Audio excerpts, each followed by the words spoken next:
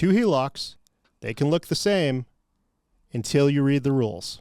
Hey there, welcome to Mortgage Tips and Bacon Bits. I'm Sean Segaloff. I appreciate you watching. I also would appreciate you hitting that like button and that subscribe button. So when we're talking about HELOCs, it's important that you look at and ask the right questions. The first one is the draw and the repayment. How is the draw schedule? What is the repayment schedule? How long can you take money out? That way there you know if this is going to suit your needs. Is this something that you have a longer repayment period? You have a shorter draw period? Are you looking to constantly be taking money out of this? In which case then if you have, a 2-year draw period, you're probably going to have to keep redoing this HELOC, which doesn't make sense financially because of the fees involved. Maybe you need a 5-year draw period. Maybe you need a 10-year draw period. But also, what's the repayment period?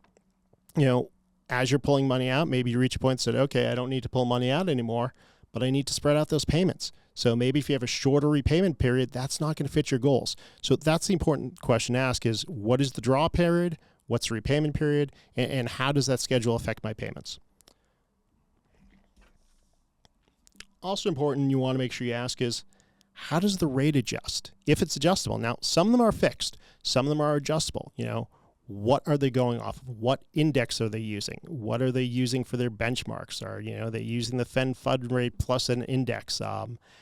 Fed fund rate, I can say that 3 times fast. Are they using that as an index? That's something important to try and figure out exactly, how is the rate going to be calculated, because you got to factor that in, especially if it's adjustable. You got to factor in your worst case scenario. And factoring in your worst case scenario, that's when we get to, the caps and the floors. What is your budget? How much can you afford per month? How much you're looking to spend? Is there a cap? Is there a point where it says, okay, if interest rates go, instead of going like this or like this, go whoosh, like that, am I capped at a certain point? And you want to look at that cap and look at how much you're looking to access and say, okay, does this still fit my budget? Now, hopefully you won't need that cap. Hopefully you stay around where you are or even get less.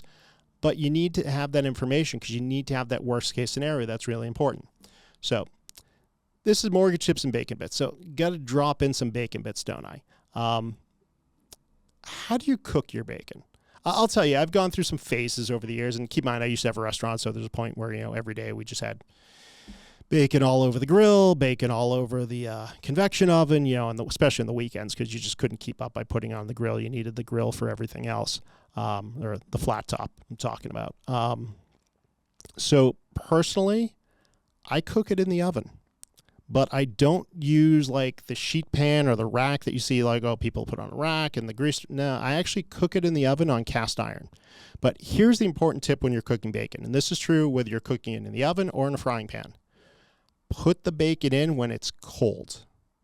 If you're putting on the stovetop, put it in a cold pan, put it on, turn on the heat. In the oven, put in a cold pan and put in the oven when the oven's already, and then set the oven so the oven heats up. The reason for this is, I'm sorry, scratch that. I made a mistake there.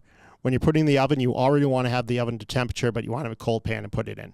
Here's the reason why. The reason why is as it's cooking, slowly warming up, it's going to start to render that fat. So it's going to pull out some of that grease. It's going to make the bacon crispier without burning it. So that's me personally on the weekend. I throw it in a cast iron pan and throw it in the oven. It also makes cleanup a lot easier, which, by the way, don't pour your grease down the drain. We'll get into that in a different video.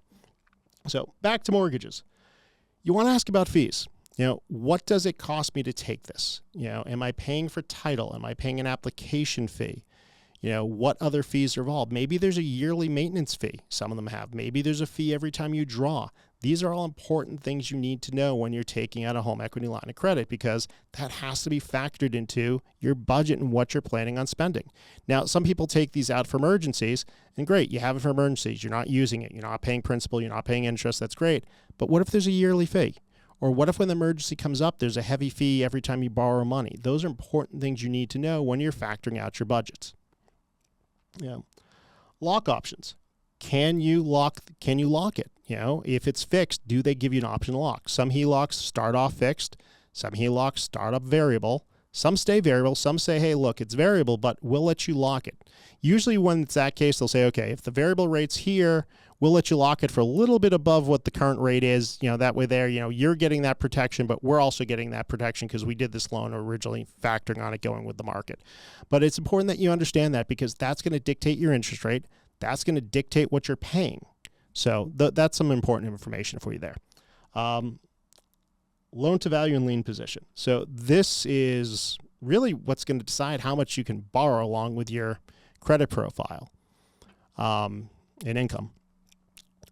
When you're looking at loan position, you can do a HELOC in first position. You can do it in second position. You can, in some cases, do it in third position. As the positions change, the loan to value can sometimes change.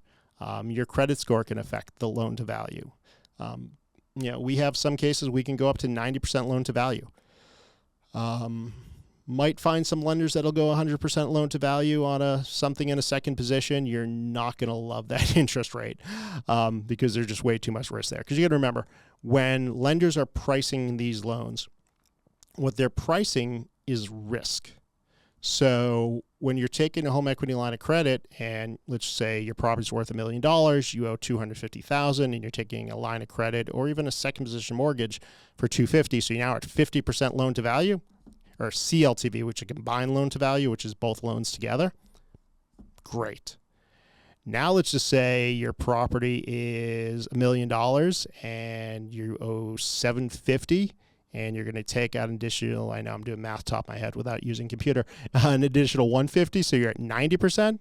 Your rate's going to be a little different there because there's a little more risk. If there's some market volatility, what's going on in the housing market in that area, is it a declining market? Those are things that they're going to look at.